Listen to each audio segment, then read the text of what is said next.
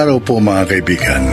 Ngayong araw na ito, maririnig natin ang testimonya ni Kate at ng kanyang mga pinagdaanan bilang panganay at breadwinner ng pamilya.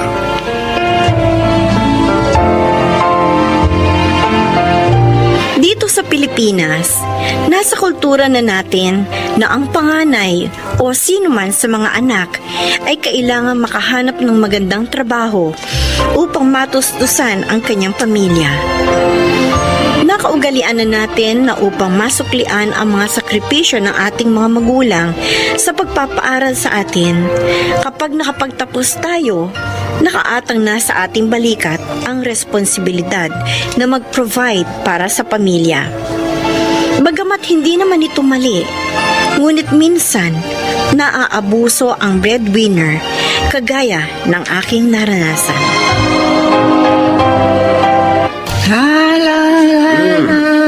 Mukhang maganda ang gising mo, ah. O, siyempre, nakabayad na ako sa tubig, kuryente, pati sa internet. At nakapamalengke na rin ako. Oh, oo nga pala. Oh. Payday kahapon ni Kate. Baka naman may tira pa riyan. Ay, ano kung may tira? Hiram sana ako ng 500. Para saan? Para ilibre mo na naman ang alak yung mga kumpari mo. May bibilhin ako. May bibilhin din ako, kaya tigil-tigilan mo ako dyan. Ang damot mo, ah. O bakit? Sa'yo ba ang perang yan? Pera yan ni Kate. Kaya nga, pera to ni Kate, ay binigay niya sa akin. Kung pagdamutan mo ako ng pera para bang ikaw ang nagsakripisyo na paaralin si Kate, ah. Pera ko ang pinantustos sa pag-aaral niya. Nagtiis ako sa barko para kitain ang perang yaon. Kung gusto mo pala na palagi may pera, di sana hindi ka tumigil sa pagtatrabaho. Nang makapagtapos si Kate, hindi ka na sumampa uli sa barko. Wala ka nang ibang ginawa kundi himasin niyang bundat mong tiyan, kaya lalong lumalaki. O bakit ikaw? Wala ka na rin ginagawa ngayon, ah, kundi magbunga nga maghapon at makichismisa sa mga kumari mong daig pa ang CCTV. Nakikita lahat ng nangyayari sa barangay. Pa! Ano ba yan? Aga-aga, nagtataasan naman kayo ng boses. Ito kasi mama mo. Humihingi na naman ng pera. Pang-inom siguro. Itong mama mo, kung pagdamutan ako ng pera, akala mo kanya. Ano ba? Hindi ba kayo nagsasawa? Palagi na lang ganyan ang linya ninyong dalawa. Buti sana kung nakatira tayo sa gitna ng bundok. Nasa syudad tayo. Ayun o. Isang di pa lang. Bahay na ni na Aling Melba. Sa harapan may bahay pang isa. Sa kaliwa meron pa. Dinig ng 3 pamilya ang pagtatalo nyo. Di ba kayo nahihiya? Aga-aga, pera pinagtatalunan nyo. Tama na sabi!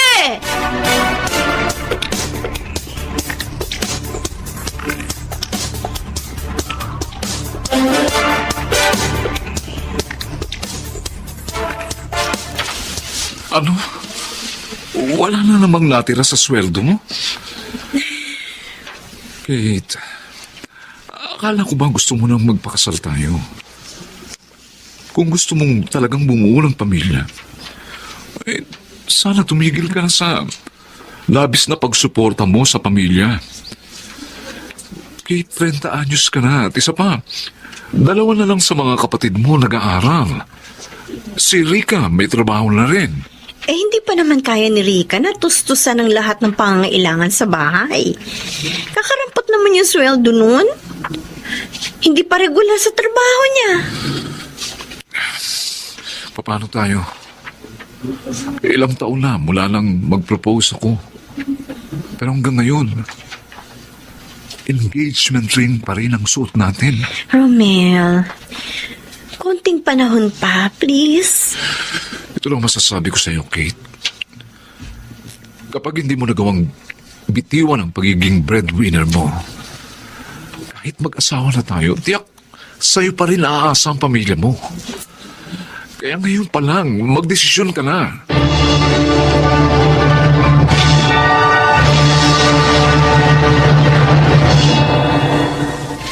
3,000? Miggy? Oo, ate. Isang buwan naman ang allowance Advance yan ah. Gusto ko kasi original, ate. Nakakaya kapag nakita ko ng mga kaklase ko na imitation lang ang sapatos ko. Miggy, alam mo ba nung ako nag-aaral sa kolehiyo, si Papa noon ha? Oh. Pero hindi ako nakasuot ng sapatos na 1,000 ang halaga. Ang pinakamahal ko na yata nasuot, 500 pesos na sapatos na ginamit ko mula first year hanggang fourth year. Iba naman nun, ate.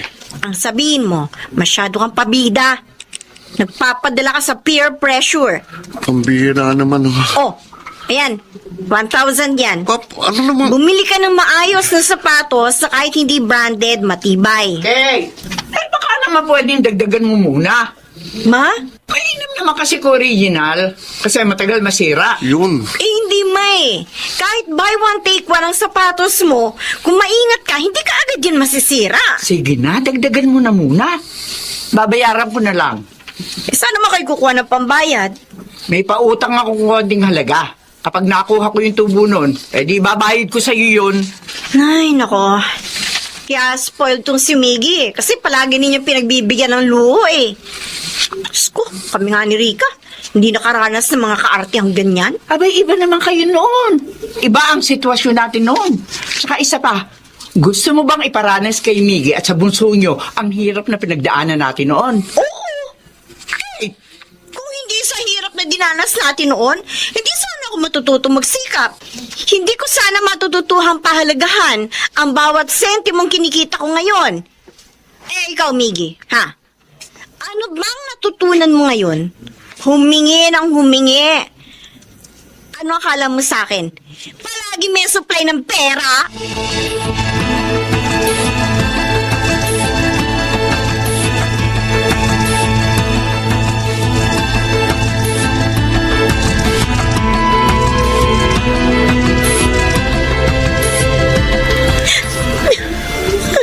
Ate, pasensyahan mo na si Mama. Sama-sama talaga ng loob ko, Rika. Ay, Lahat na lang iniaasa nila sa akin. Sa'yo. Alam mo bang nag-aaway na kami ni Romel kasi hindi kami makaipon ng maayos para sa kasal namin? Kasi napupunta na lang lahat dito sa bahay. pasensya ka na ate. Hindi pa ako nakakatulong ng maayos. Hindi mo naman kasalanan to eh. Sa totoo lang, hindi naman responsibilidad ng anak na buhayin ang pamilya niya. Pero ginagawa ko to dahil gusto ko makatulong at ibalik kahit konti man lang yung mga pagsasakripisyo nila na mapalaki at mapagtapos tayo. Kaya lang, minsan parang sobra naman eh. Nakakapagod na.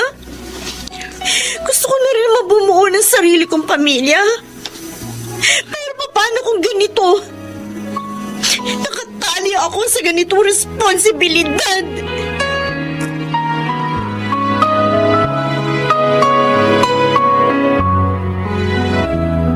Kate, bakit ito lang? Mula ngayon, Ma, ganyan na lang ang ilalaan kong budget para dito sa bahay. Ano? Paano ipang-araw-araw nating gastusin? Pasensya na kayo. Kapag ibinigay ko na ibinigay sa inyong mahigit 50% na sweldo ko, hindi naman ako makakaipon. Wala pong matitira sa akin. Kailangan ko na rin pagtuunan ng pansin ang sarili kong plano. Alam mo ha, nung isang araw ko pa napapansin yan, na parang nagiging mahigpit ka pagdating sa pera. Pati si Miggy, napagbuntunan mo. Bakit? Nagmamalaki ka na ba? Palibhasa, ikaw to may malaking kinikita sa pamilyang ito. Wala kang utang na loob. Binihisan ka namin, pinag-aral, pinakain. Walang utang na loob, Ma. Dahil lamang gusto kong gawing priority ang sarili kong kinabukasan. Wala na akong utang na loob. Ma, pinalaki niyo ba ako para sa huli singilin ang lahat na ibinigay niyo sa akin? Ganito ba talaga maging isang mabuting magulang? At bakit? Ganyan ba ang ugali ng isang mabuting anak? Ang pabayaan ng pamilyang bumuhay sa kanya? Hindi ko sinabing pababayaan ko kayo, Ma! Ang sabi ko, kailangan ko na rin pagtuunan ng pansin. Pareho lang yun! Ano nangyayari dito? Ito walang utang na loob mo, anak. Nagmamagaling na! Akala mo kung sino na! Nagkaroon lang ng magandang trabaho, akala mo. Kate. Kate, sige na. Umalis ka na. Ako na ang bahala sa mama mo.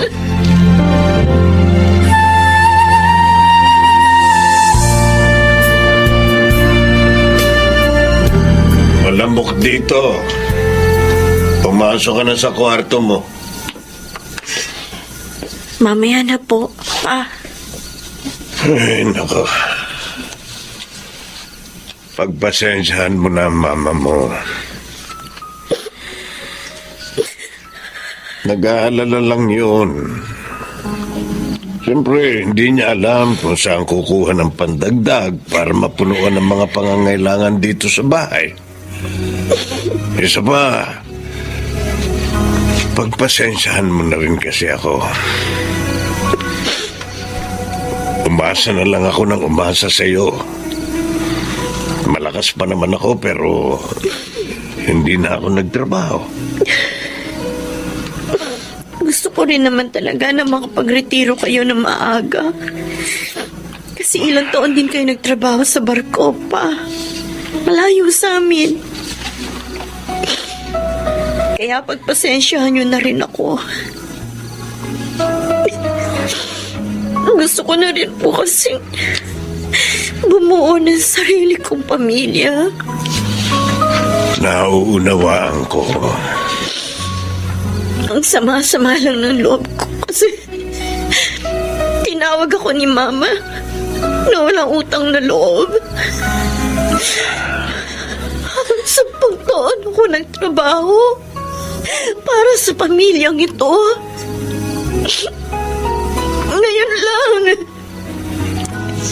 Ngayon lang ako nagsabi, naiisipin ko na rin ang sarili ko. Masama ba yun?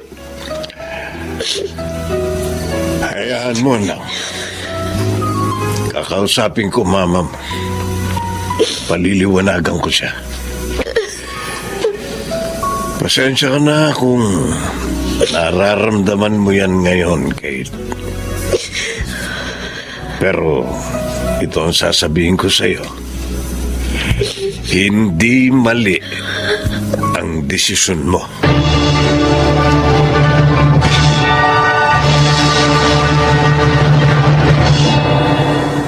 Naparito po ako para formal na magpaalam sa inyo tungkol po sa plano namin ni Kate na magpakasal 2 buwan mula po ngayon. Kuya, akong best man ha. Lagi, doon ka muna sa labas.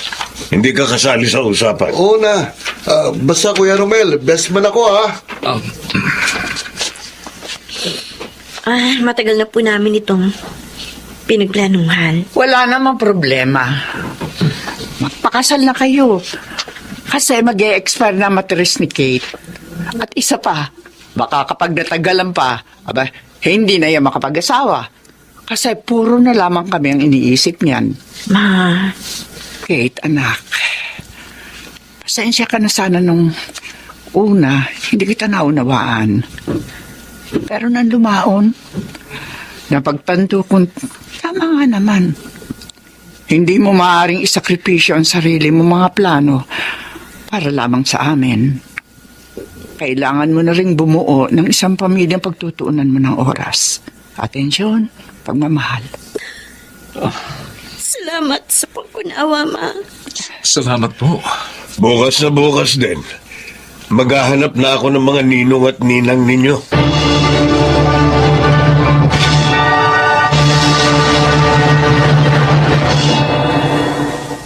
Hindi madali, pero kailangan talaga nating magbigay ng ultimatum sa pagsuporta sa ating mga pamilya. Lalo na sa mga nais na ring lumagay sa tahimik. Siguro, kagaya ko, hindi welcome ang ganitong idea pero lahat naman ay nadadaan sa mabuting usapan. Ako po si Kate at ito ang aking buhay. Ang pagtulong ng anak sa kanyang pinagmulang pamilya ay hindi dapat maging isang uri ng obligasyong kailangang tuparin. kundi isang gawaing bunga ng pagkukusa. Mga nagsiganap: Susan Robles, Jonel Benamin, June Martin Legaspi, Rosana Villegas, at Chiquit del Carmen Amor sa papel na Kate. Naglapat ng angkop na tunog Jerry Mutia sa musika ni Boboy Salonga. Supervisyong teknikal Eric Lucero at Bong Muyar. Creative Consultant Phil Cruz. Production Assistant Anching Cruz. Ito'y mula sa panulat ni Rita Labanon. Sa direksyon Salvador M. Royales. Ito ang aking buhay.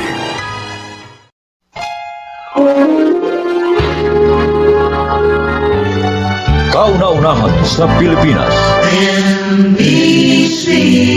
Manila Broadcasting Company. DZRH, member, kapisanan ng mga broadcaster ng Pilipinas.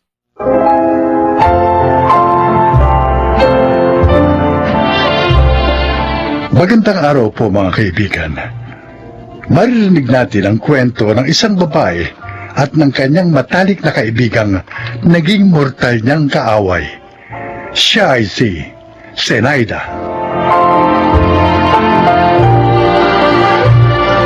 Mahirap maging mortal na kaaway ang matalik mong kaibigan. Bakit? Dahil kayang-kaya niyong siraan ang isa't isa. Lalo na at pareho niyong alam ang halos lahat ng sikreto ng bawat isa. Yan ang natutuhan ko sa mahabang panahong pagiging magkaaway namin ng dati kong best friend. Sino na naman ang nagsigarito sa likod bahay? Ngayon pa talaga, ha? Pupunta pa naman dito sa direksyon ng bahay namin ng hangin. Puno na ng usok ang bahay, ha? Zenaida! Hoy! Ikaw na naman ang may gagagawa nito, ano, Zenaida?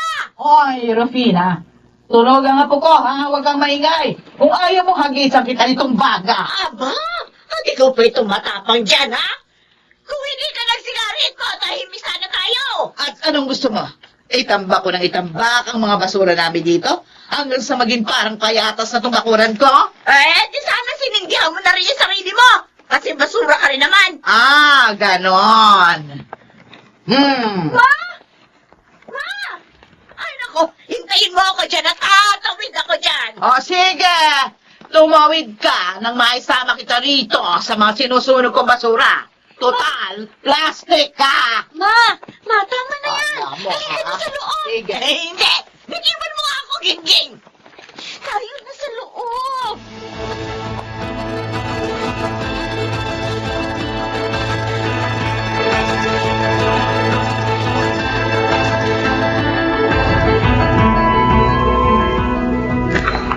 Hindi ba kayo nagsasawang dalawa? May walang araw na hindi kayo nagraratratang gamit ang mga bunganga nyo. Nakakahiya na. Anong gusto mo? Tumahimik ako habang nagsasalita ng kung ano-ano ang matandang hukluba na yon? Ang gusto ko sana mangyari, magkaroon naman kayo ng ceasefire. Nakakapagod na kayong dalawa. Ilang dekada na kaming ganito ni Rufina. Dapat masanay ka na sa amin. Huwag yung puro ka reklamo. Wala ba kayong plano magkaayos? Talaga bang hanggang sa kamatayan, dadalhin niyo ang galit niyo sa isa't isa?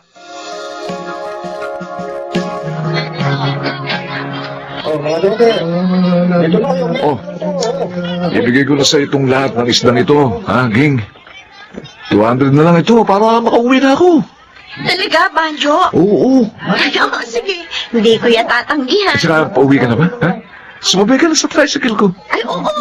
Pero, teka lang, bibili muna ako ng pangsahog dito. Okay, sige. Total, magliligpit pa naman ako, hintayin kita, ha? Sige, Banjo. Pero doon lang kita sa may papasok sa atin ibababa, ha? Eh, makakagalitan na naman ako ni Mama kapag nalamang pinasakay kita, eh. Oo, ayos lang. Naiintindihan kita. Bakit naman kasi ang ayaw ng mga nanay natin? Naipasa pa sa ating mga anak nila, eh. Ay, nako. Ang mainam ka, Banjo. Sa paningin lang naman talaga tayo hindi nagpapansinan eh. Kapag hindi naman sila nakatingin, magkakaibigan naman tayo, di ba? Sabagay nga, tama ka. O sige, bibili mo na ako ng gulay. O sige, hihintayin kita rito.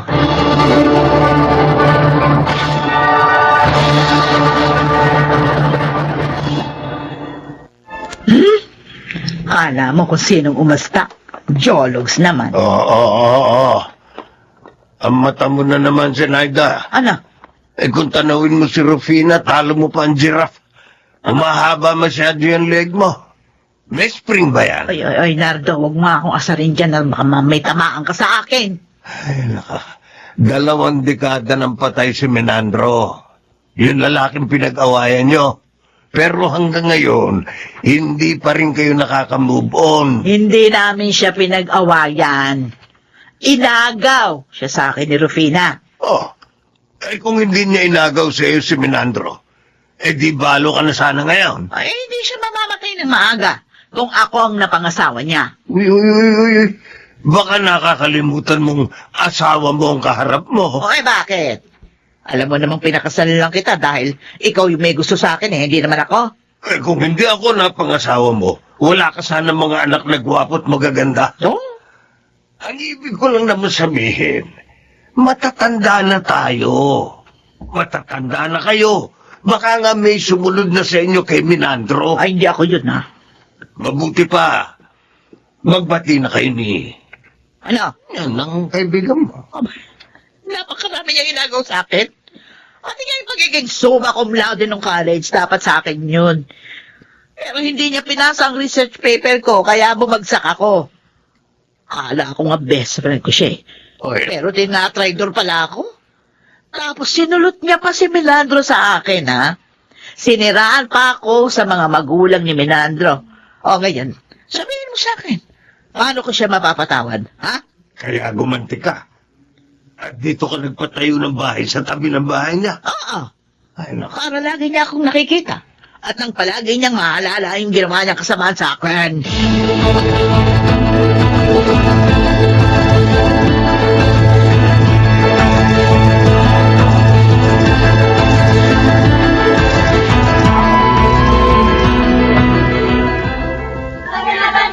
Oh, isang piling na lang itong saging. Bilhin nyo na. Akin na ito! Oh. Akin! Ba ito? Nag-aawa Ano ka. nakahawak dito? Anong ikaw? Ay, tingnan mo nga ako. 2 kamay ko nakahawak sa saging. Oh, Rufina, Sanaida.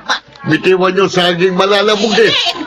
Baka hindi ko na yan maibenta. Bibilin ko ito. Ako ang bibilin nito. Kano ba ito, Ente?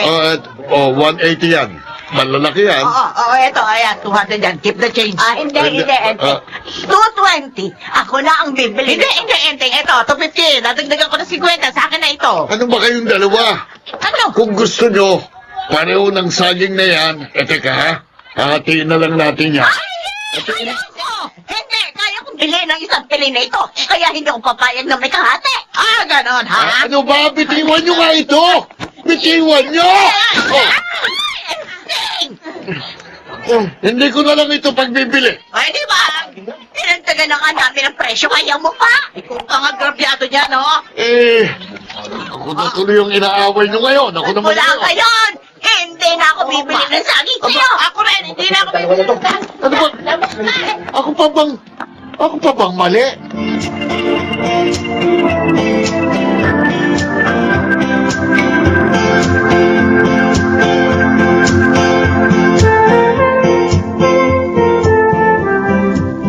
Ay, nako!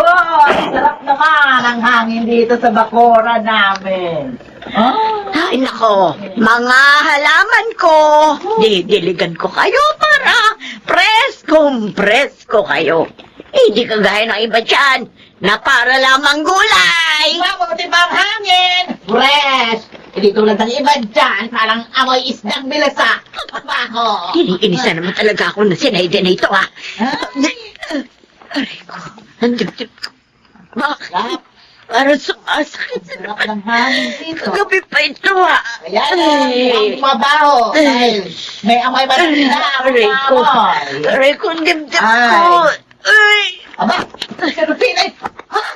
Ako, Rufina! Bakit ka natumba?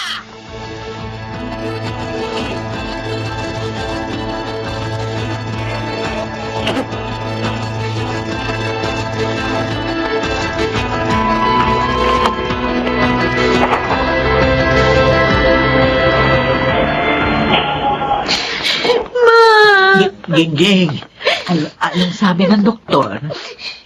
Auntie Zen, cardiac arrest daw. Ha? Kanina pa siya nire-revive. Atake? Sa puso? Opo. Ilang araw na nagre-reklamo si Mama na masakit ang dibdib niya. Akala ko nga kung ano lang eh. Diyos ko. Auntie, salamat po pala kasi inagapan niyo siya kanina. Kung hindi kayo humingi ng tulong, baka hindi ka agad siya naisugo dito sa ospital. Nagulat ka ako nang bigla siyang bumagsak eh. Diyos ko, sana makasurvive si Mama. Oo, ay, magdasal natin siya. Halika, magdasal tayo.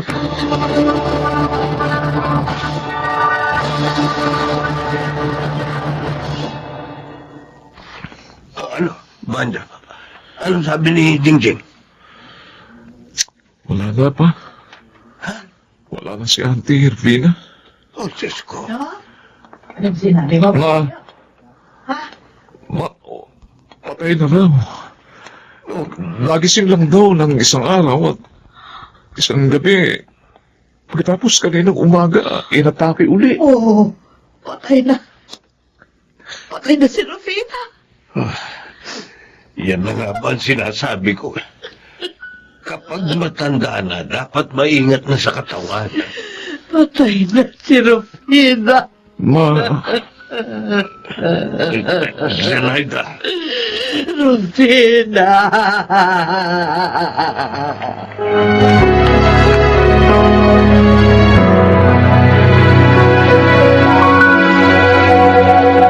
Salamat sa pagpunta, Auntie Sen.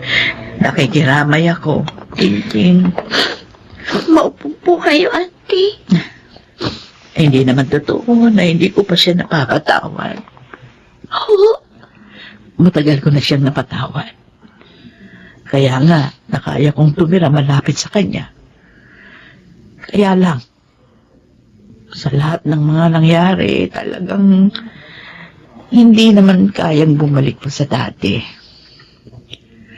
Pero ang bawat away at sigawan naming dalawa, parang pagpapahiwatig yun na napapansin pa rin naman namin ang isa't isa na malakas pa kaming pareho at kaya pa naming sumigaw at magsabunutan minsan.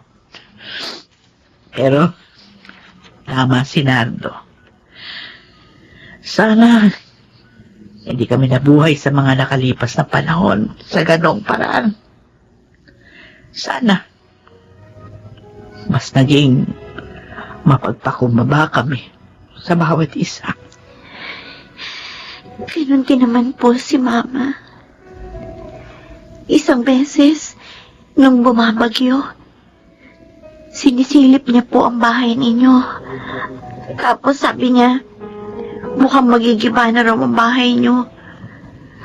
Mabuti raw ang bahay namin matatag. Pero alam ko, paraan niya yun para tingnan kung safe pa ba kayo.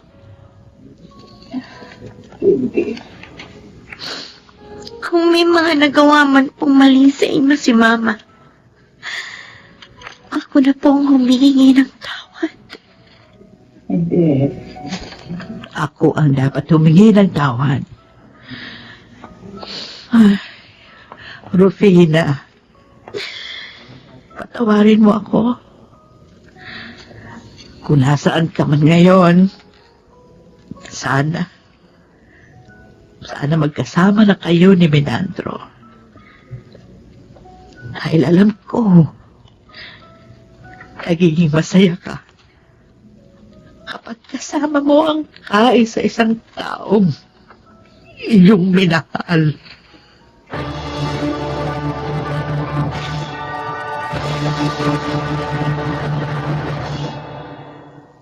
Hindi ko alam na sa ganong paraan matatapos ang kwento naming dalawa ni Rufina. May mga pagsisisi pero huli na ang lahat. Ngayon, gusto kong sabihin sa mga nakikinig na kung may mga tao mang nakasakit sa inyo, patawarin niyo na sila. Alam kong mahirap, pero wala namang masama na subukin. Masakit kung hihingi tayo ng tawad sa taong wala nang kakayahang marinig ang ating tinig. Ako si Zenaida, at ito ang aking buhay. Maikli lamang ang buhay at masasayang ito kung paiirali natin ang pride. Mga nagsiganap, Chiquit del Carmen Amor, Lionel Benamin, Phil Cruz, Jun Legaspi, at Rosana Villegas sa papel na Zenaida. Naglapat ng angkop na tunog, Jerry Mutia, sa musika, Buboy Salonga, supervisyong teknikal, Eric Lucero at Bong Muyar, creative consultant, Phil Cruz, production assistant, Anching Cruz. Ito'y mula sa panulat ni Rita Labanon, sa direksyon, June Martin Legaspi. Ito ang aking buhay.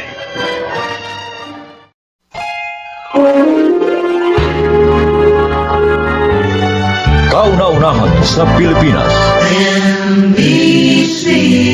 Manila Broadcasting Company. DZRH, member, kapisanan ng mga broadcaster ng Pilipinas.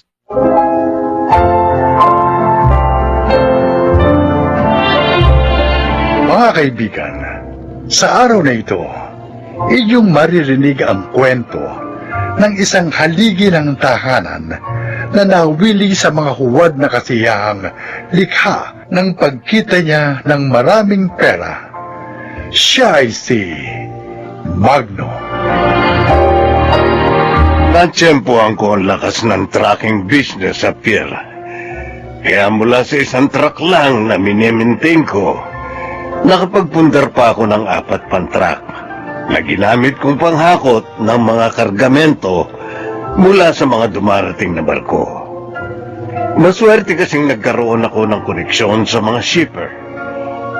Kung kaya naging madali na sa akin ang pagpapatakbo ng negosyo ko sa pantalan.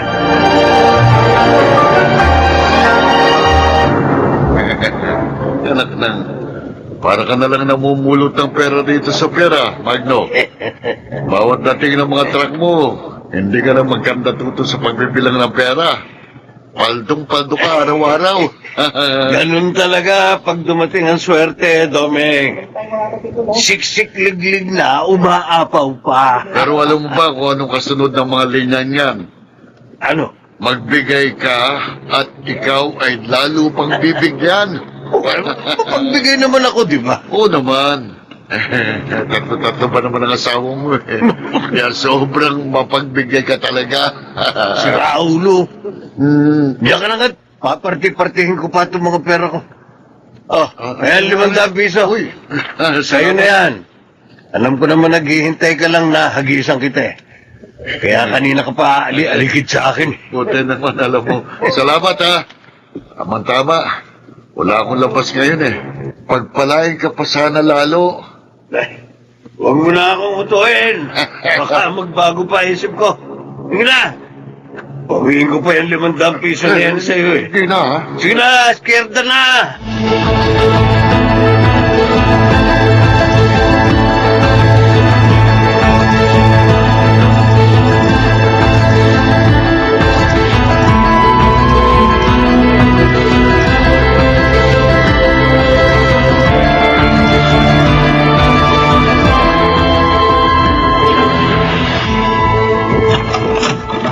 Oh, negro. Ba't ka nandito? Anong problema mo? Kung makasita naman kayo, parang inis na inis kayong makita ako, haling pa rin. Kasi nga parang nakikita ko yung pagmumukha ni Magno. Pag nakikita rin kita, nagbubuwisit ako sa inyo pareho. Dumaan lang naman ho ako rito para ibigay itong sustento nyo eh. Pero, huwag daw niya siyang hintayin mamaya. Dahil hindi na daw siya uwi rito. Ano naman bago rin sa amo mo? Saka hindi ko naman talaga siya hinihintay umuwi. Umuwi siya kung saan niya gusto. Mabuti nga yun. Wala akong pagsisilbihan. Ang sarap kaya nang walang pinagsisilbihan. Aling Paring, kahit ano pa ang sabihin nyo, pagdating ng araw, sa inyo at sa inyo pa rin uuwi si Mang Magno. Di ba? Sabi nga ng iba, pagkahaba-haba man daw ng posisyon. Ay, naku, tama na. Ang mabuti pa, ibigay mo na sa akin yung pera. Pagkatapos, umalis ka na. Cho! Hindi ako na marinig pa yung mga sinasabi mong prosesyon na yan. Hindi ako interesado.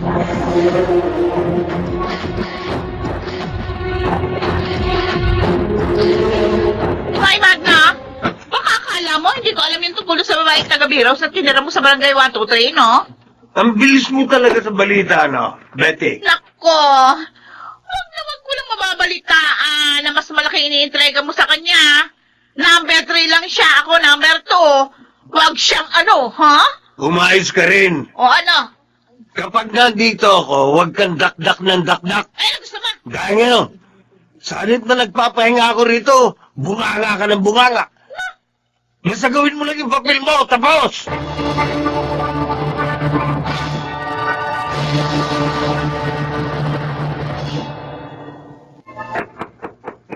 Abel! Abel! Negro, ikaw pala. Inutusan kasi kung mamalengke ni Mang Magno ng pang-igado. Bigay ko raw sa'yo para iluto mo rito. Kasi, dito raw siya uuwi mamayang gabi. Naku, paano ba yan? Hindi ko alam iluto yun eh. Tsaka hindi talaga ako marunong magluto ng kahit na ano. Naku, mag-aaral ka, Mabel. Kung gusto mong mas kagiliwan ka pa ni Mang Magno, mag-aaral ka magluto. Lalo na ng mga paborito niyang putahe.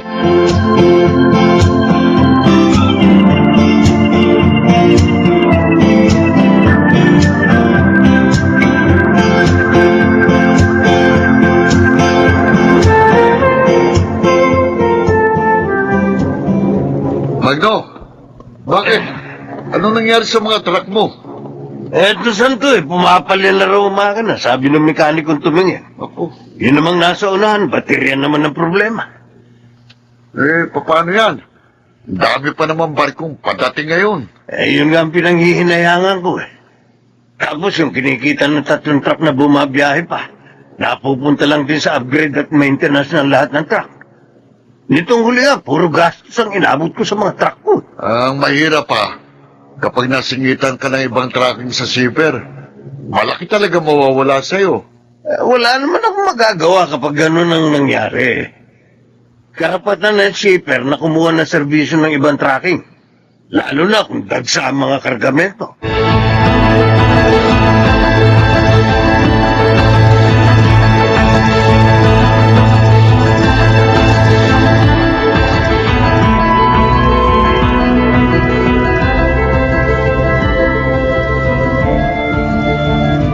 Aling Paring! Aling Paring! Sandali lang, negro!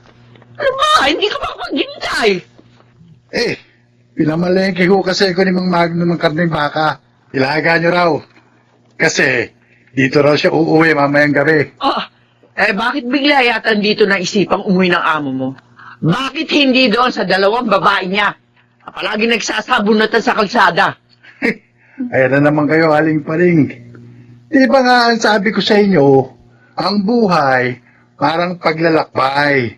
Sa hinaba-haba man ang biyahe, sa pinakadestinasyon pa rin ito magtatapos. Kaya sa ayaw nyo sa gusto, pagdating ng araw, dito rin sa bahay nyong mag-asawa magbabalik si Mang Magno. Ang sabi mo sa akin, nililipat mo ako sa isang maayos na apartment. Pero hanggang ngayon dito pa rin sa mabahong squatters area na tumukoy niyong upa. 4 na truck ko na nga kasi ang mga sira. Kaya yung isang truck na nakakabiyahe na lang ang inaasahan ko. Kaya talagang mabubulok na lang ako sa nakakasukan lugar na to. Alam mo, kaya ayoko na rin umuwi rito Ayaw mo akong tigilan ng kadadaktak mo. Nakukulili ng tenga ko sa'yo. Teka. Saan ka naman pupunta? Mag-aanap ako ng lugar na walang maingay na katulad mo. Hoy! Teka lang, hindi mo pa ako binibigyan ng pera! Tirahin mo ang mukha mo.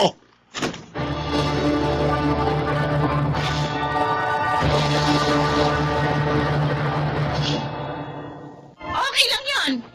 Eh, talaga namang ayoko na makasama pa dyan kay Magno. Eh, total, hindi naman niya matutustusan yung mga kapritsyo ko.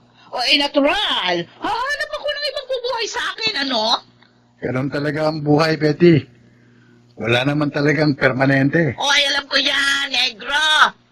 Oy, hindi mo na kailangan sabihin sa akin yan.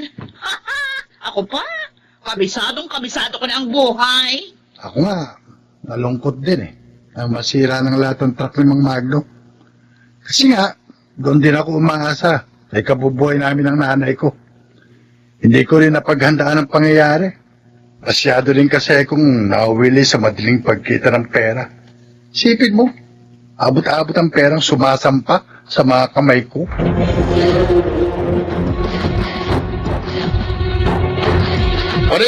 Paring! Si Magno, inatake! Itinakbo sa ospital ang mga kasamahan kong estibador.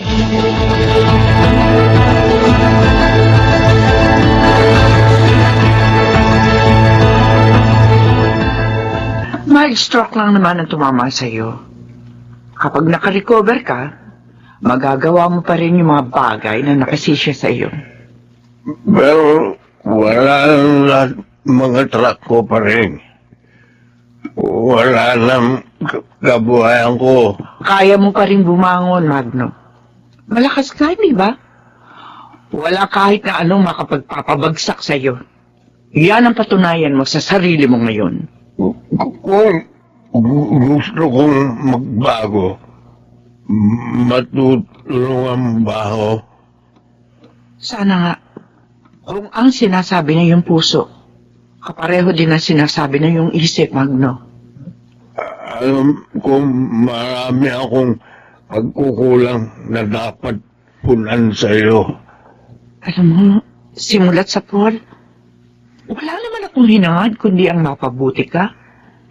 Kung may mga pagkakataong napagsasalita man ako na masasakit, kailangan ko lang sabihin ang mga iyon para lang mabigyan ko ng katarungan ang masakit ang loob na nararamdaman ko sa mga ginagawa mo. Hindi kita bibiguin pa rin. Pangako. Hindi ako magiging maramot sa iyo, Magno. Ipagdarasal pa rin kita. Ihingin ko pa rin sa Diyos ang para sa iyong kabutihan. Pero makipag-usap ka rin sa Kanya at magsisi. Tanging siya lang ang tunay na makatutulong sa iyong pagbabago.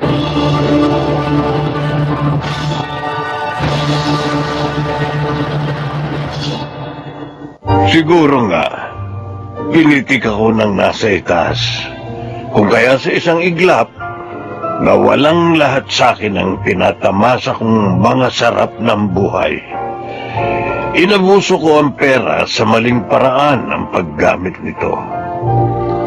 Ang higit na nakapagsisisi, hindi ko napaghandaan ang mga pagsubok. Gusto kong makabawi sa lahat ng pagkukulang ko kay Paring. Kung kaya sa kanya ko inialay ang sinimulan kong pagbabago. Ako si Magno, at itong aking buhay. Dais ng tao na palaging makaranas ng mga kasiyahan sa buhay. Ngunit, pansamantala lamang ang lahat ng ito at maaaring mawala sa isang iglap. Makamit man natin ang lahat ng ito, darating pa rin ang pagkakataon na tayo ay masasaktan at mahihirapan. Mga nagsiganap, Phil Cruz, Jun Legaspi, Susan Robles, Rosana Villegas, Chiquit del Carmen Amor, at Lionel Benjamin sa papel na Magno. Naglapat ng angkop na tunog Jerry Mutiang sa musika Buboy Salonga, supervisyong teknikal Eric Lucero at Bong Muyar, creative consultant Phil Cruz, production assistant Anching Cruz. Ito'y mula sa panulat ni Sel Barlam, sa direksyon June Martin Legaspi at Maynard Landicho Jr. Ito ang aking buhay.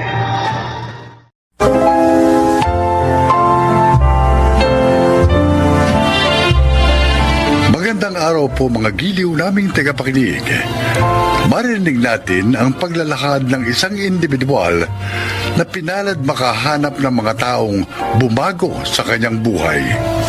Siya ay si Lucas. Ako si Lucas.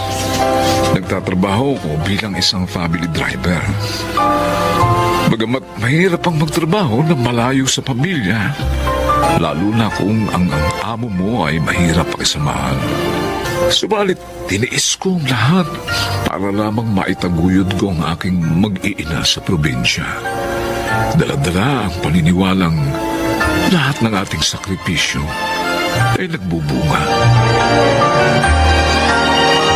Ayusin niyo to bago ako makabalik mamaya.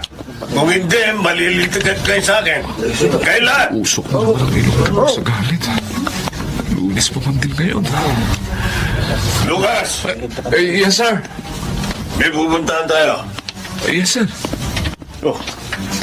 Bakit gusto ang uniforme mo? Naku, sir, sorry po, brown out po kanina kaya hindi ko na na-plancha. Sa susunod na makita kong gusto ang uniforme mo, yung mukha mo ang paplansyahin ko. Hindi na po mauulit, sir. Dapat lang!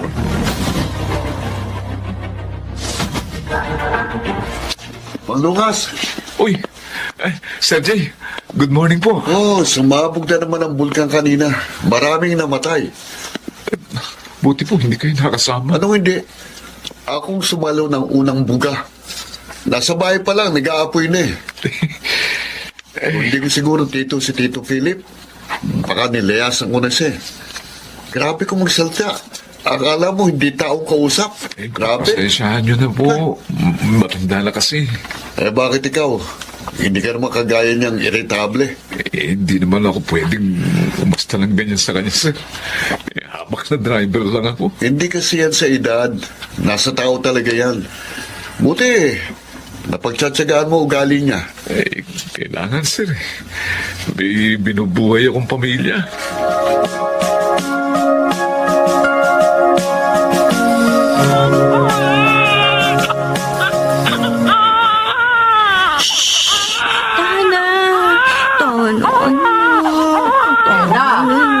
Bakit ba iyak ng iyak yan, ha? Nay, nilalagnat po kasi. Hindi ko alam po bakit. Ha? Patingin nga. Aba, mukhang may kabag din siya. Ano po bang gagawin ko? Mabuti pa ipa-check up mo na. Wala po akong pera eh. Hindi pa nakakapagpadala si Lucas. Ako nang bahala. Sige na, magbihis ka na. At dalhin mo si Buboy sa ospital. Pahihiramin na lang mo muna kita ng pera. Saka mo na bayaran yun. Pero na. Sige na. Mamaya, lumala pa ang nararamdaman ng anak mo kung pababayaan mo lang ang dinaramdam niya. Sige na, sige na. Ako na magbabantay kina Mika at Kiko. Salamat, Nay.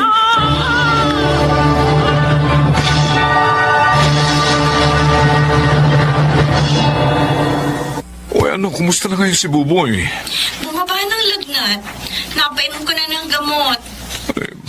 Buti naman. Bukas pa ako susweldo. Ipadadala ko agad dyan, ha? Salamat, Lucas. O ikaw, kumusta ka naman? Baka napapabayaan mo na rin ang sarili mo, ha? Huwag mo ko alalahanin. Ikaw, kumusta ka na? Ayos naman. Maayos ako rito. Sabi ko naman sa'yo, wala akong problema rito. Lucas! Nena, tatawag ako ulit mamaya, ha? Ha? Lucas! Sir! Kanina pa kita tinatawag. Sir! Di ba sabi ko sa'yo, ayoko nang humahawak ng cellphone pag oras ng trabaho? Sorry, sir. Sorry po. Ipagpamanin nyo. Hindi na mahuli, sir. Sunduin mo si Olivia sa airport. Yes, sir.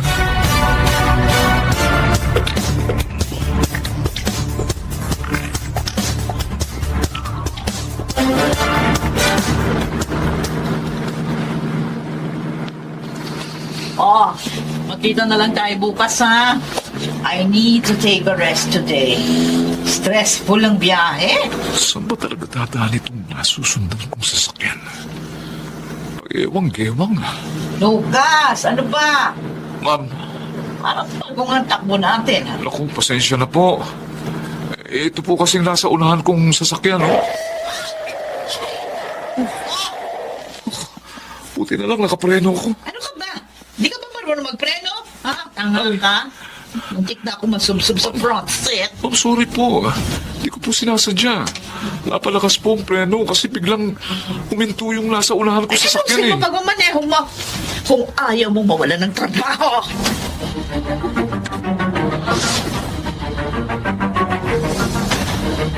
May 7 taon na ang panganay niyo sa susunod na linggo. Wala bang planong umuwi si Lucas? Kinausap ko na nga po kanina, Nay. Sabi niya, susubukan niyang magpaalam sa boss niya. Oo, kasi ang huli niyang uwi, halos 2 taon na, di ba? Opo. Talo pa nga niya OFW. Subsob nga po sa trabaho eh. Sabi niya kasi, gusto niya na makapagpatayo kami ng sariling bahay para hindi na kami nakikipisan dito sa inyo. Eh, ayos lang naman sa amin ang tatay mo na dito muna kayo sa bahay. Pero mas mainam pa rin po yung meron kang sarili, di ba ho? Kaya lang paano naman kami makakapagpatayo ng bahay kung ganito nauubos lang sa mga gastusin na kinikita ni Lucas. Kaya tuloy minsan, parang gusto ko na magtrabaho eh. Para matulungan ko siya sa paghahanap buhay.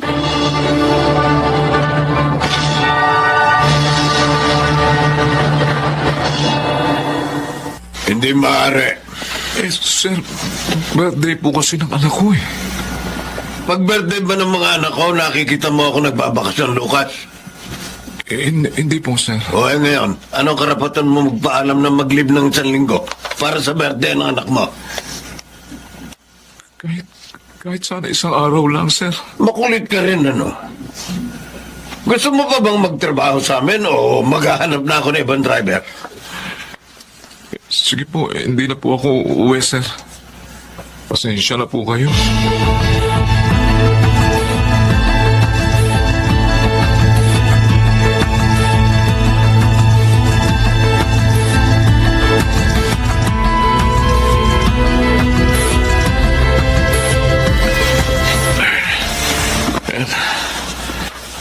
Makindab na sa sasakyan.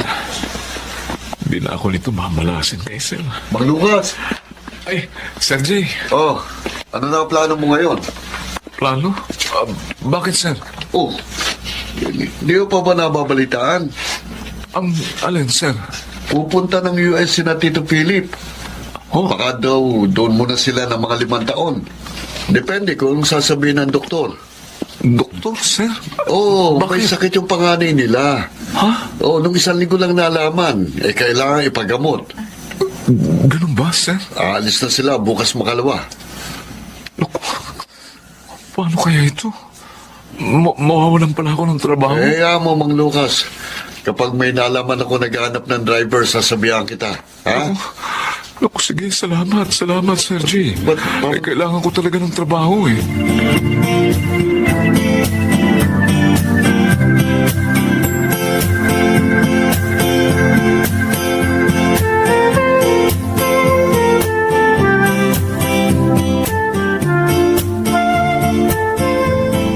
Paano yan? Mahirap pa namang maghanap ng trabaho ngayon.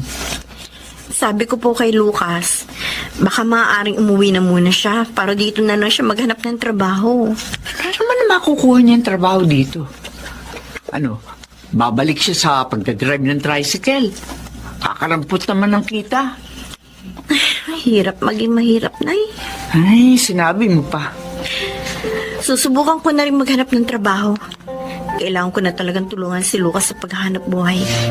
Kung habang buhay kaming ganito, hindi kami makakaahon sa buhay. Paano na kapag high school na mga anak namin?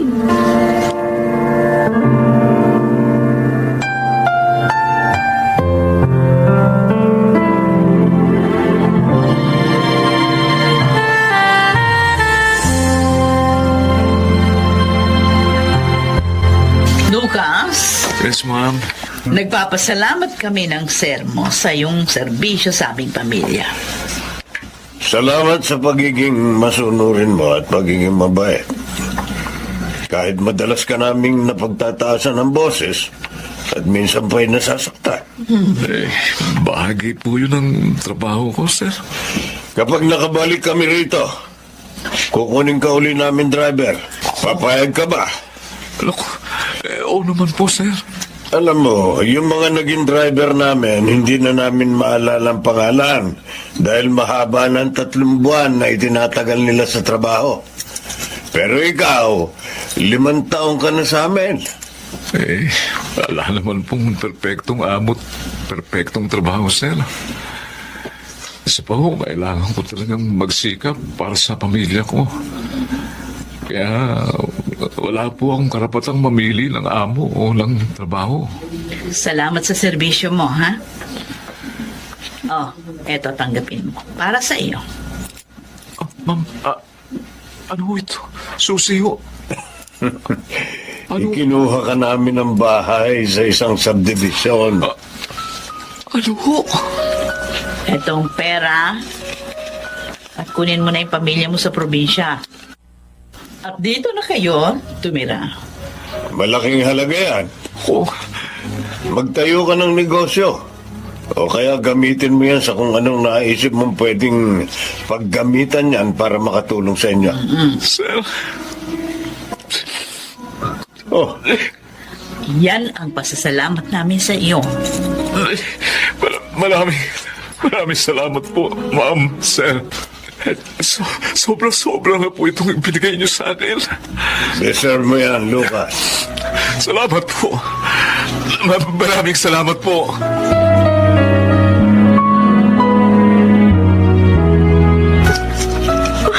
Hindi pa rin ako makapaniwala na may sarili na tayong bahay, Lucas. Lena, Umiiyak ka na naman.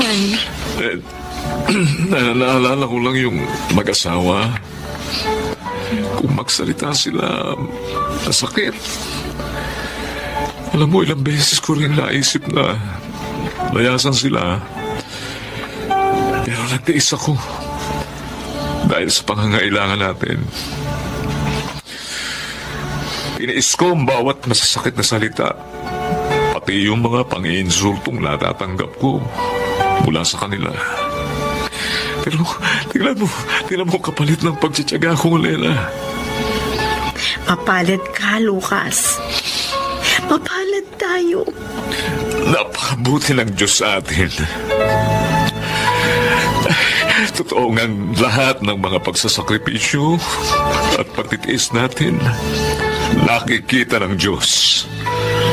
At lahat ng yun ay pinapalitan niya ng ginhawa. Ngayon, maaari na tayo magsimula ng bagong buhay natin. Salamat. Salamat sa Panginoon at hindi niya tayo pinabayaan. Akala ko mawawalan ako ng trabaho eh.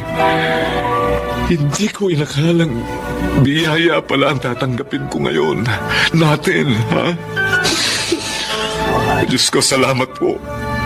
Salamat po sa buhay ng mga amo ko. Salamat po.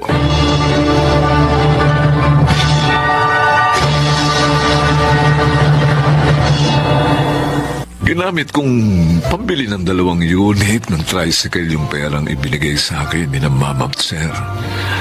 Ngayon, 5 na ang tricycle namin ni Nela.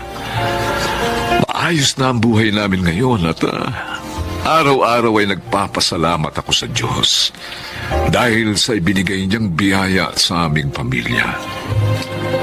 Ang mga dati kong amo.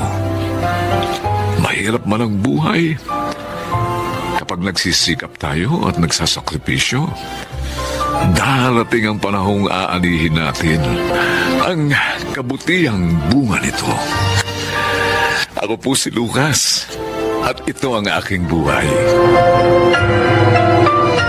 Bawat sakripisyo ay may kapalit na biyaya. Huwag sana tayong panghinaan ng loob sa mga pagsubok na dumarating sa ating buhay. Sa halip, maging matatag tayo at patuloy na maging masira. Mga nagsiganap: Chiquit del Carmen Amor, Susan Robles, Yunel Benjamin, Rosana Villegas, Phil Cruz, at June Martin Legaspi sa papel na Lucas. Naglapat ng angkop na tunog, Jerry Mutia, sa musika ni Buboy Salonga. Supervisyong teknikal, Eric Lucero at Bong Muyar. Creative Consultant, Phil Cruz. Production Assistant, Anching Cruz. Ito'y mula sa panulat ni Rita Labanon. Sa direksyon, Salvador M. Royales. Ito ang aking buhay.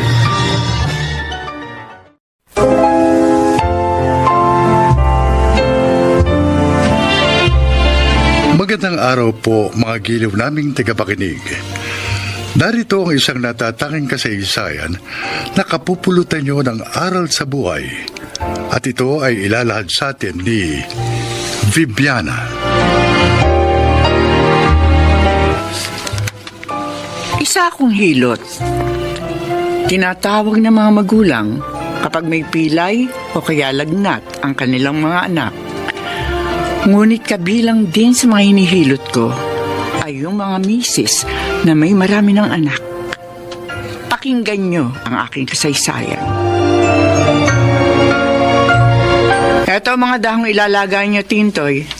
Sabihin mo kay Marina, ilaga ito. At sa kanya inumin yung pinaglagaan, ha? Ano ba ang lasa ng mga yan, Aling Bibiana? Mapait. Pero ayos lang yun. Para nga reglahin na siya.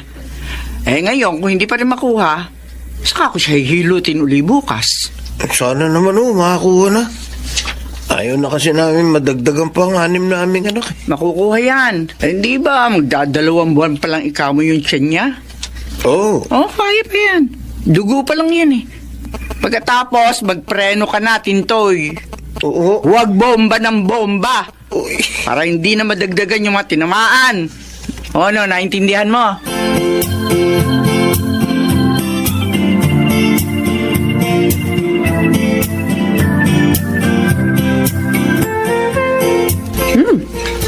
Oh, sige na talagang magluto, Daisy. Ha? Iba ang linamnam nitong nilagang baka mo. Gusto nga din ng anak mo, Ate Edita. Ang dami niya nakain kanina, ha? Ay, salamat ha. Inaalagaan mong anak ko habang nasa opisina ako. O, syempre. Pamangkin ko naman si Boyet. At saka wala pa naman akong trabaho, kaya okay lang. Edita! Nay? Usap nga tayo! Ano po yun? Bakit parang galit kayo? Ano ba yung sinabi mo doon sa tindahan ni Upeng, ha? Na ayaw mo raw na naglalaglag ako ng bata. Hindi naman ako naglalaglag, ha? Nay, kaya ko sinabi yun dahil iyon ang nararamdaman ko. At saka, tinanong ako ni Aling Upeng kung gusto ko bang ginagawa niyo. Hindi nga ako naglalaglag. Pero hinihilot niyo po yung mga ginang dito sa lugar natin na delayed ang menstruation. Oo. Kaya nga hindi paglalaglag yon dahil dugo pa lang yung nasa tiyan niya. Hindi pa tao yon. May buhay na po yun, Inay. Kaya nga pumipintig ni. At kasalanan sa Diyos ang ginagawa ninyo. Hoy! Tinutulungan ko yung mga kapitbahay natin para hindi na maragdagan pa yung marami nilang anak. Ginagawa nyo yun dahil binabayaran nila kayo. Bay, sobra ka, ha? Sinasabi mo bang mukha akong pera, ha? Abay, kung magsalita ka, para bang ang linis mo, samantalang dalagang ina ka nga, pumatol ka sa may asawa, kaya nga may anak ka ngayon eh. Nay naman, O ano? huwag niyo naman pagsalitaan ng ganyan si Ate Edita. Ay, huwag ka makialam dito. Kung nagkamali man ako nung pumatol sa may asawa, at least, itinuwid ko ang pagkakamali ko. Hindi ko inilaglag ang anak ko. Hindi katulad nyo. Abat! Alam nyo nang mali ang ginagawa nyo, itinutuloy nyo pa rin. Wala akong galang. Nay! Sinampal nyo ako. Totoo naman ang sinasabi ko, ah. Wala kang karapatan pagsabihan ako ng ganyan. Anak lamang kita. At kung hindi mo gusto yung ginagawa ko, maluwag ang pintuan. Lumayas ka na. Tingnan ko lang kung saan ka pupulutin.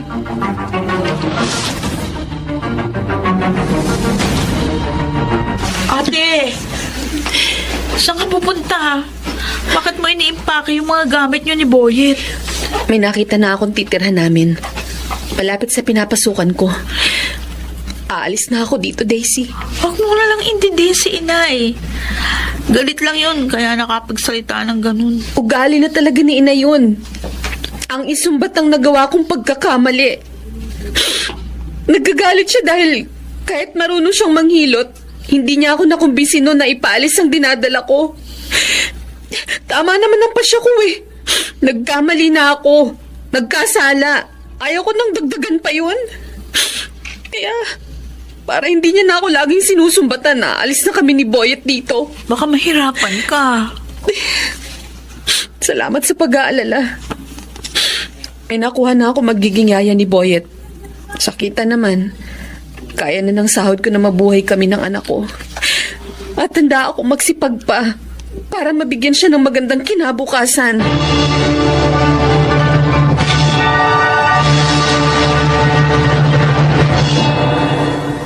Ano? Hindi. Hindi totoo sinabi mo, Roland. Patawarin mo ako, Daisy. Pero ayoko na lukuhin ka pa. Hindi kita mahal. Na-challenge lang ako noon kaya kita niligawan. At ngayon, gusto ko nang tapusin ang relasyon natin. Mananako ka! Sige, sampalin mo pa ako. Para kahit papano, mabawasan ang sakit na nararamdaman mo. Maraming beses na may nangyari sa atin. Ginusto mo rin naman, di ba? Kaya wag mo akong sisihin. Walang ayop ka. Sige. Ayop. Sampalin mo ako rin, sampalin. Hindi na magbabagong desisyon ko. Tapos na tayo. Buntis ako. 2 buwan na.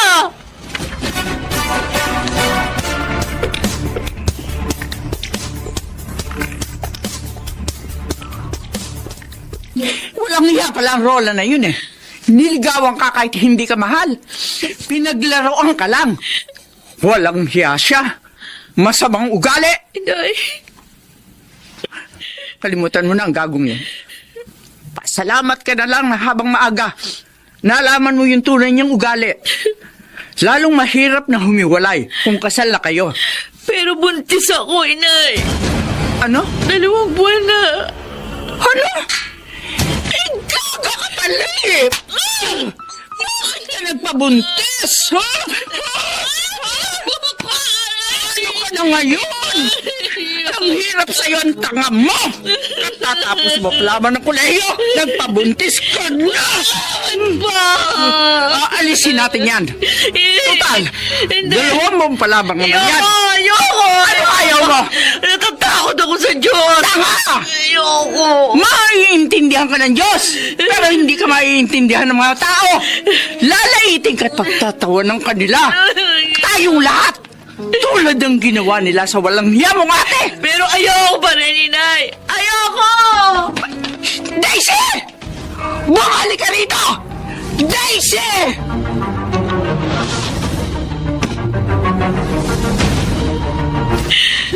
Tama ang pasya mo, Daisy. Ayoko na bumalik doon, ate. Siguradong pipilitin akong hilutin ni inay. Dumito ka na lang.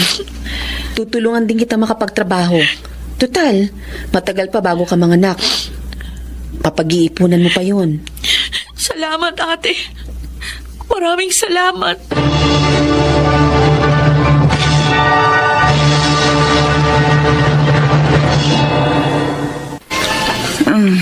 Kuya Nardo, napasyal ka. Oh, pero bakit ganyan ang itsura mo, Bibiana? Ha? Parang namumutla ka. May sakit ka ba?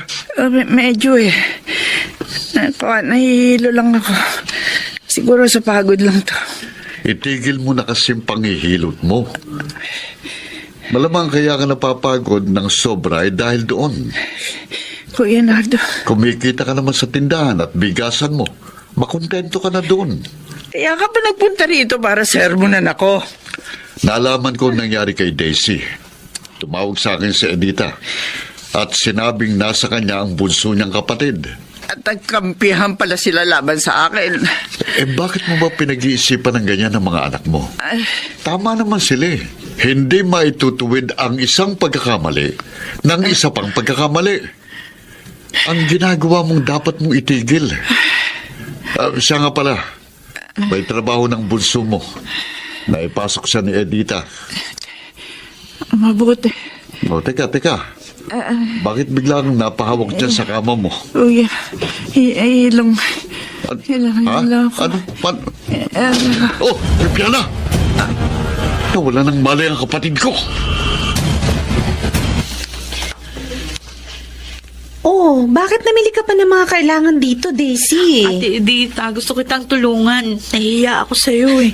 Ano ka ba? Kapatid kita. Kaya tayong dalawa ang dapat magtulungan. Ang dapat mong paghandaan ay ang panganganak mo. Nag-umpisa na rin akong mag-ipon para doon. Tama yan. Ipakita natin kay inay na kaya nating ituwid ang ating pagkakamali. Nang hindi naglalaglag ng bata. Pero alam mo, namimiss ko si inay. May nag-text sa akin. Sandali babasahin ko muna. Hindi. Bakit ate? Sino nag-text? Si Junardo! O anong sabi? Nasa ospital yung si inay! Ha? Na-stroke!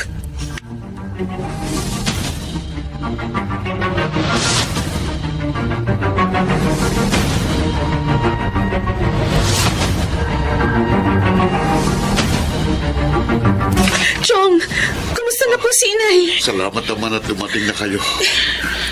Hindi naman po namin matitiis si inay, Chong. Gusto nga namin siya.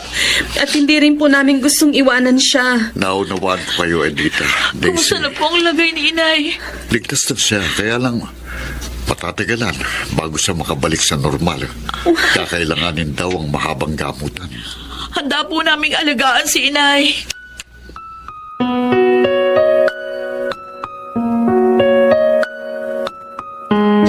Narito na po tayo sa bahay, Nay. Dito, mas makakapagpahinga na kayo ng maayos. At pupuntahan na lang po kayo dito ng therapist nyo. Huwag na po kayong umiyak. Baka mabinat pa kayo niyan. Oo nga. Nay, huwag kayo mag-alala. Hindi po namin kayo pababayaan. Salamat, mahal ko. Salamat. Mahal namin kayo, inay. At yung mga pinagdaanan po natin, kalimutan na po natin yun.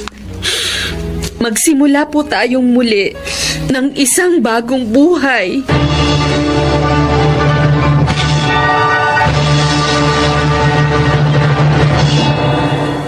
Sa tulong ng aking mga anak, gumaling ako makalipas ang ilang panahon. Ngunit hindi ko na binalikan pa ang dati kong gawain. Naisip ko, marahil ginamit na paraan ng Diyos ang aking pagkaka-stroke upang ituwid ko ang mali kong gawain. Sana po'y kinapulutan niyo ng aral ang aking kasaysayan. Ako po si Bibiana, dating manghihilot. At ito, ang aking buhay. Ang isang ina ay dapat na maging huwaran ng kanyang mga anak. Kaya marapat lang na ituwid ang kanyang kamalian. Mga nagsiganap: Jenaline de la Cruz, Rosana Villegas, Phil Cruz, Maynard Landicho Jr., Lionel Benjamin, at Susan Robles sa papel na Viviana. Taglapat ng angkop na tunog, Jerry Mutia. Sa musika ni Buboy Salonga. Supervisyong teknikal, Eric Lucero at Bong Muyar. Creative consultant, Phil Cruz. Production assistant, Anching Cruz. Ito'y mula sa panulat ni Telma Corporal Alcantara. Sa direksyon, Salvador M. Royales. Ito ang aking buhay.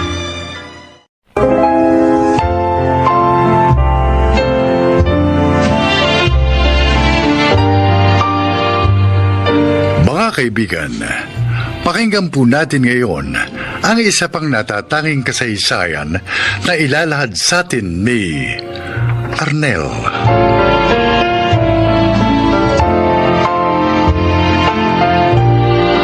Seventeen kami ni Yoli nang magtanan kami dahil buntis na siya. Wala nang nagawa ang mga magulang namin kaya hinayaan na lang kami. Dahilan kaya hindi kami nakapagkolehiyo. At sa edad kong 23 ay 2 na ang anak ko. Pakinggan po ninyo ang aking paglalahad.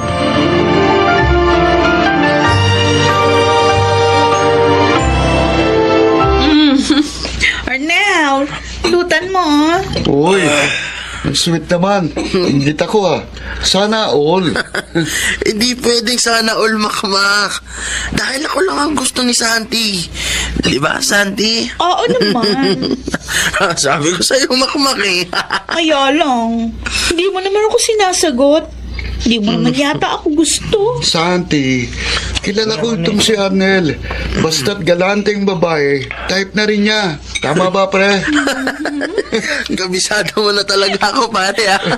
Sabi ko na sa'yo, Santi. Ibig ba sabihin yan, tayo na? Oo naman. Gusto mo, dito pa ako matulog sa'yo ngayong gabi.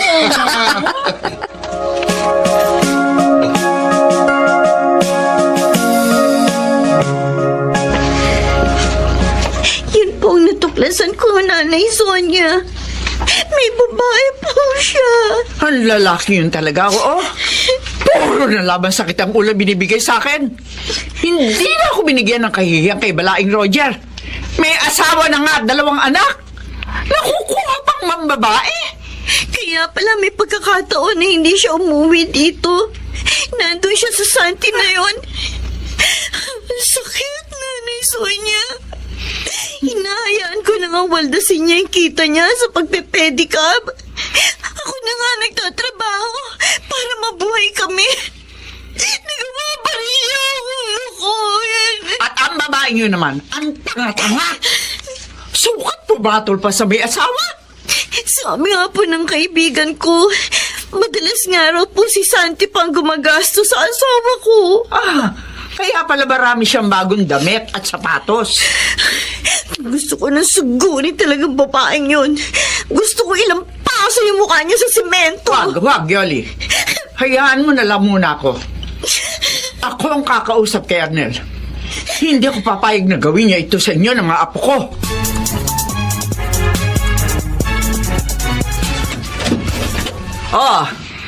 Buti naman umuwi ka pa. Bakit gising pa po kayo, Nay? Huwag akong tanungin mo. Ako ang dapat magtanong sa'yo. Saan ka galing, ha? Kaya Makmak, doon lang naman ako madalas eh. Tsaka sa iba naming barkada. Sinungaling. Nay, bakit niyo ko sinampal? Dahil sinungaling ka. Alam ko na ang totoo. Galing ka sa babae mo. Sa malanding Santi na yon. Nay, okay maingay. Baka marinig kayo ni Yoli. Alam na niya, Arnel. Ho? Ano akala mo? Ha? Pinagpapasensyahan ka lang ng manugang ko. Layuan mo ang babaeng yon. Lalo lang yan sisirain ng pamilya mo. Hindi naman niya ako niyayayang magsama kami. Okay na sa kanya yung kita-kits lang kami. Ano nga tuwirang ko?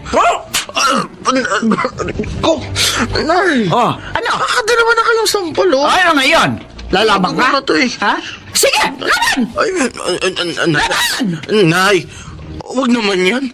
Tuboy ang hawak niyo eh. Inihanda ko talaga ito. Ngayon, makinig kang lalaki ka. Layuan mo ang malanding yon dahil kung hindi, palalayasin kita rito. Naintindihan mo? Nay naman. Hindi ko kukonsintihin ang pagtataksil mo kay Yoli.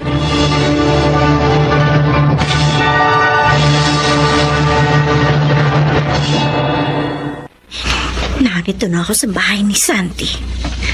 At nakita ko nung umalis si Arnel. Hinalikan pa niya ang asawa ko. Malandi talaga.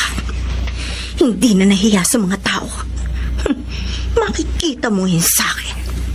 Kakatawa. Oh! Arnel, my love! Bakit ganyan ka kumatok? Bakit bumalik ka?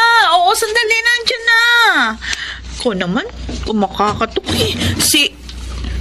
Sino ka? Hindi mo pala ako kilala? Pues, magpapakilala ko sa iyo. Ay! Bakit ka nanampal? Maldita ka! Ikaw ang maldita! Ikaw malandi! Ano ba? Maago ka ng asawa! Hindi ba ba? Nasasaktan ako! Talagang sasaktan kita, Gaya! Isusubsub ka ang mukha!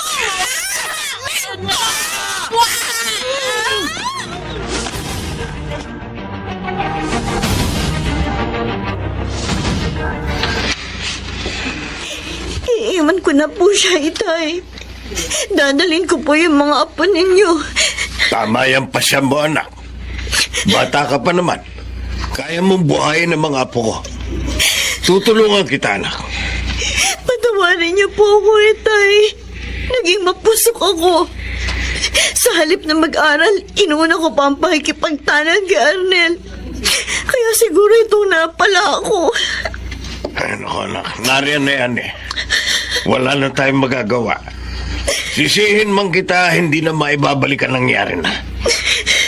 Tutulungan na lang kitang makabangon. Maraming salamat po, Tay. Sa akin na yan at ako nang kakarga dyan kay Junior. Kunin mo na iba yung gamit. Ito po. Ilang araw na po siya may lagnat, Tay. Ano? Pinaiinom mo ba ng gamot? Opo. Pero bumabalik pa rin ang lagnat niya. Abay, saan idilala mo na siya sa doktor? Hindi ko po nagawa eh. Kasi wala po akong pera. Ganon din si Nanay Sonia. Bakit? Ang daming pantal ng apo ko. Po? Hindi ko po alam. Hindi ko po napansin niya eh. Napakainit niya. Ay, Diyos ko. Madali ka. Dalhin natin sa ospital si Junior.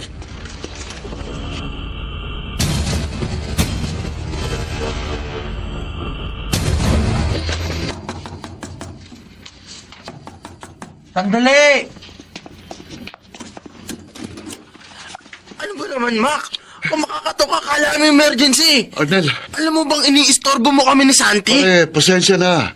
Pero kailangan malaman mo kaagad itong babalita ko. Ano ba yon? Pare, Pag hindi importante, gugulpahin kita. yung junior mo, pre, patay na. Ha? Masamang biro yan, Mac. Baka ikaw ang mapatay ko. Hindi ako nagbibiro. Sabi ni Aling Sonia na dengue raw ang anak mo at hindi na nailigtas ng mga doktor. Hindi. Ang anak ko. Oo. Julia!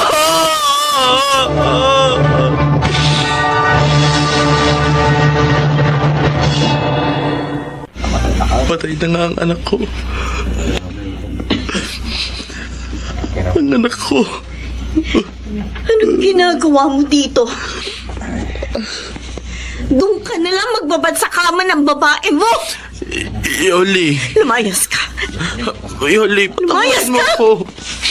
Gusto ko makasama ang anak natin kahit sa huling sandali. Ikaw ang may kasalanan kaya namatay ang anak natin.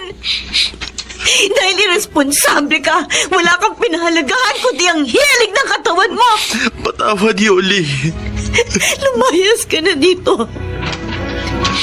Hindi kailangan ng anak mo, mga luha mo. Pakiusap.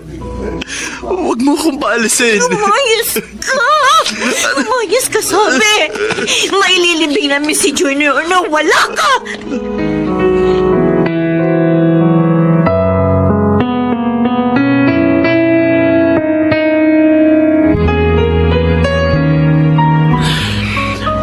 Kaalis ng lahat na nakipaglibing kay Junior.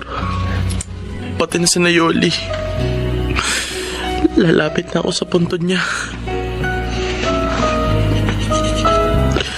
Junior, anak. Alam kong malaki ang kasalanan ko sa iyo. Naging irresponsable ako. Hindi ako naging mabuting ama. Patawad, anak ko. Alam ko, hindi mo na ako maririnig. Pero hindi ko matiis. Sumbat ng budhi ko. Patawad, Junior. Patawad, anak ko.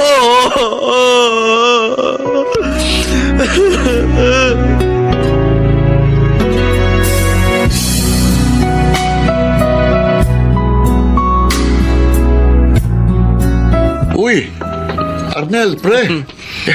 Ilang buwan din tayong hindi nagkita. Nagtatrabaho na kasi ako sa isang fast food. Ganun ba? Kaya pala iba ng bis at itsura mo ngayon Ay, kinukumusta ka nga pala ni Santi.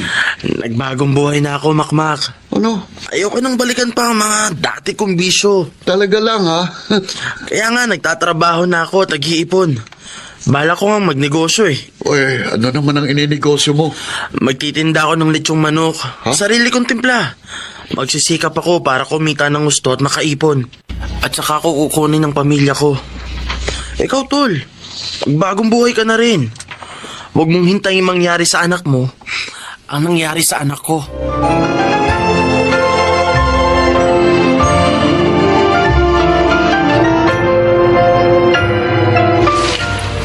Tay, binili niyo po ang mga groceries na to? Dami ah. Hindi, anak. Dala yan ang asawa mo. Ah? Arnel? Ako nga, Yoli. Pinatuloy ko sa anak para makapag-usap kayo ng maayos. Naparito ko para humingi muli ng tawad sa'yo. At kung papayag ka, kukunin ko na kayo ng panganay natin. Ayoko nang masaktan muli, Arnel. Baka hindi ko na makaya. Nagbago na ako, Yoli. May maliit na nga akong negosyo eh. At kumikita na rin ng maayos. Yoli, sana bigyan mo ako ng isa pang pagkakataon. Buuin natin muli ang ating pamilya.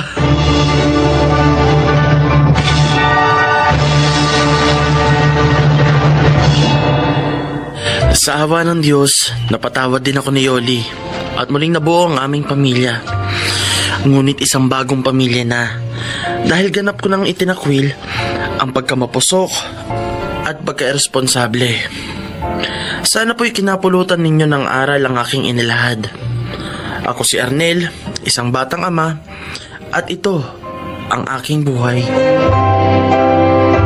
Mga nagsiganap, Chiquit del Carmen Amor, Susan Robles, Lionel Benamin, Phil Cruz, Rosana Villegas, at Angelo Alcantara sa papel na Arnel. Naglapat ng angkop na tunog, Jerry Mutia, sa musika ni Boboy Salonga. Supervisyong teknikal, Eric Lucero at Bong Muyar. Creative Consultant, Phil Cruz. Production Assistant, Anching Cruz. Ito'y mula sa panulat ni Telma Corporal Alcantara. Sa direksyon, Salvador M. Royales. Ito ang aking buhay.